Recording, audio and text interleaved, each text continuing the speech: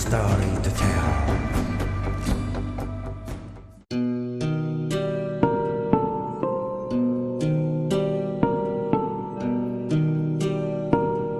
Between India and China, there was a war in 1962 at the roof of the world, on the border in the Himalayas.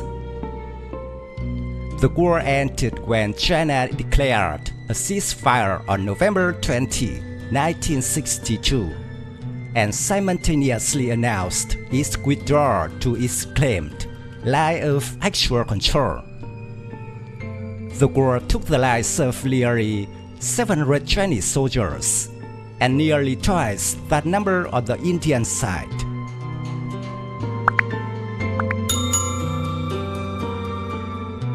According to CNN, the Indian and Chinese armies today are far different from nearly 60 years ago.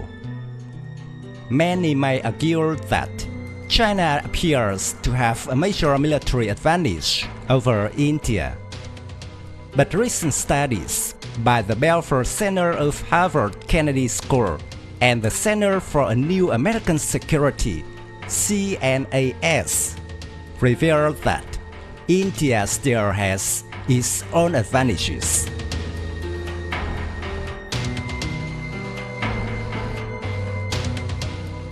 About nuclear weapons, no one expected the recent tensions between the two neighbors to explode into nuclear war.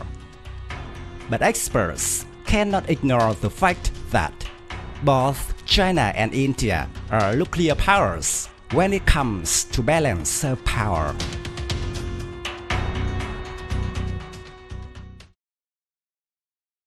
China became a nuclear power in 1964, while India in 1974.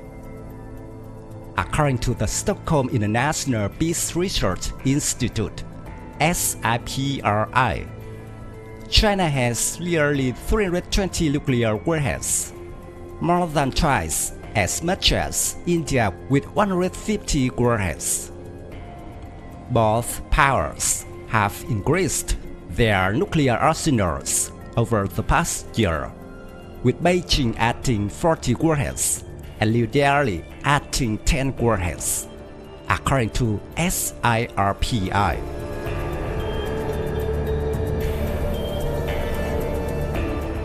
Both countries maintain a trial of nuclear weapon systems, including missiles, bombers, and submarines.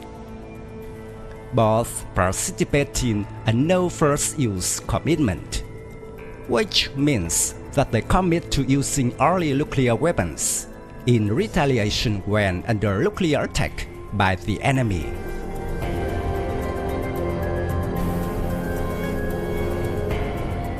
India has about 270 fighters and 68 ground attack aircraft that can be mobilized to fight China in the region. New Delhi also maintains a series of small air bases near the Chinese border to accommodate these military aircraft.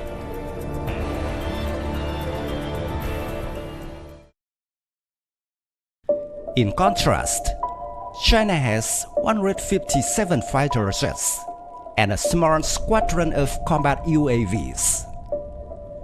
Belfer's research shows that the Chinese Air Force uses 8 bases in the area, but most of them are civilian airports at unfavorable altitude. For example, the high location of People's Liberation Army Air Force air bases in Tibet and Xinjiang, with generally extreme geographic and weather conditions. This means that Chinese fighters are limited to only half the payload and fuel. Aerial refueling could help the Chinese fighter increase payload and combat time, but the People's Liberation Army Air Force does not have enough air refueling aircraft to do so.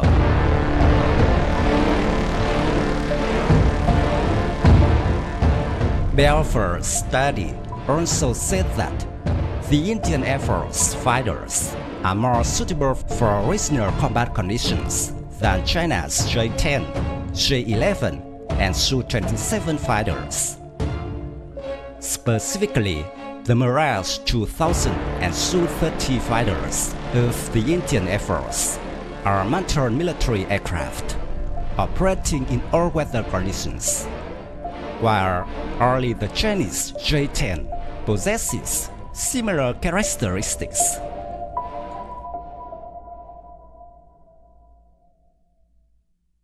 In recent years, India has actively built air bases in the region for the purpose of dealing with China.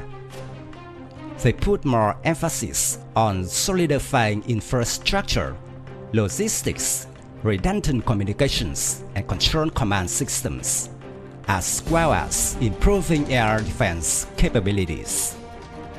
Meanwhile, facing threats from the United States to the east and south, China only consolidated bases in these regions and neglected the Himalayas.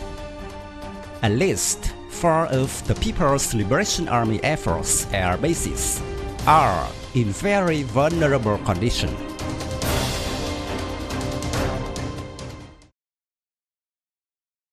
Another advantage of the Indian Air Force is its combat experience from recent conflicts with Pakistani forces.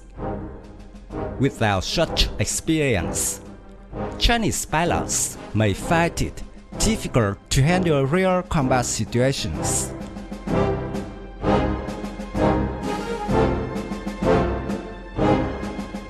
About land forces, according to the CNAS report, India has not only experience in the air but also on the ground, thanks to its combat in places like Kashmir and in clashes around the border with Pakistan. In contrast, the Chinese military has had no real combat experience since the 1979 border war with Vietnam.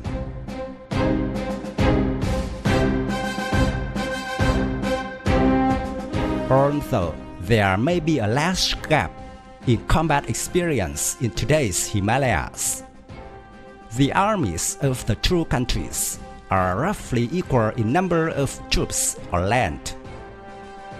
Belfer estimates that India currently maintains about 225,000 infantrymen in the region, while China has about 200,000 to 230,000 soldiers.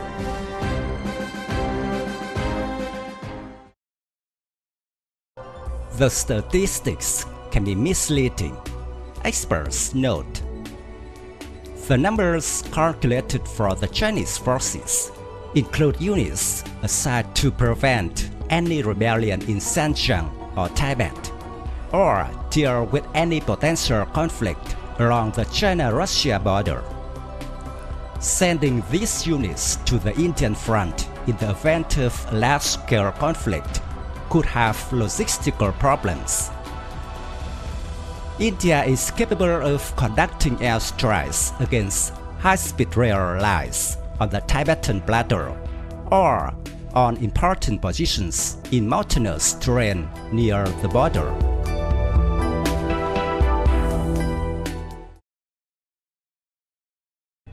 By contrast, the Indian forces were almost in place. However, CNAS added, the Indian troops operate in rough terrain, in steep valleys, and cannot easily move to respond to any surprise attack from China. In other words, the Indian military could also be vulnerable to Chinese artillery and missile rays from the Tibetan Plateau at vital points in the mountain.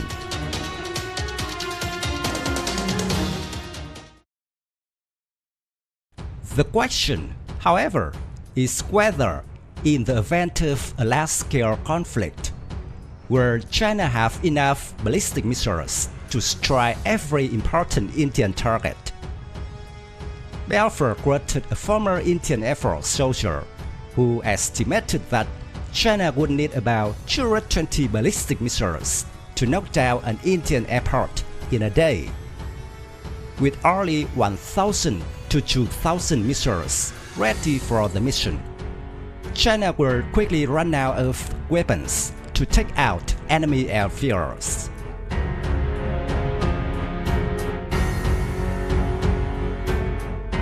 One area China can dominate is new technology and weapons.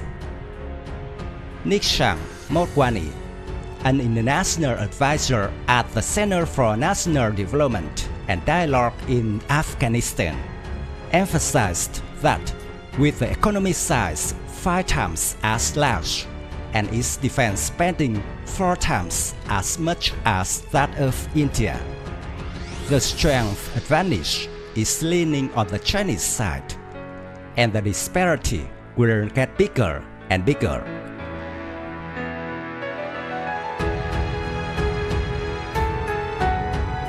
Chinese state media recently published articles and videos on new weapons being deployed in the Tibetan region for the exercise, including TAF-15 light tanks and 155mm self-propelled guns.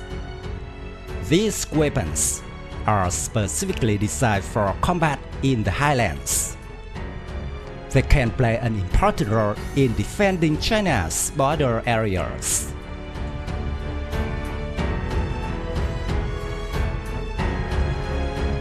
About allies, while Beijing can only rely on its own to oppose India in the Himalayas, New Delhi has developed defense ties with countries increasingly concerned about China's rise as a military power.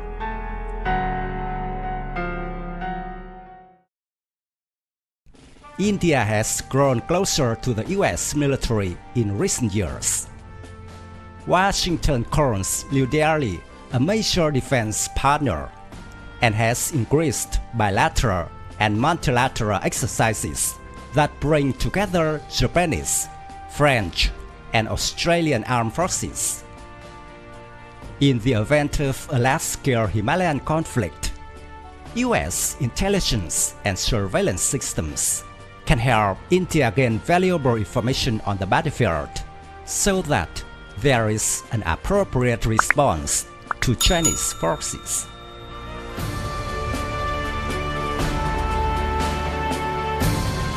My video about Indian and Chinese military forces ends here. Thank you for watching.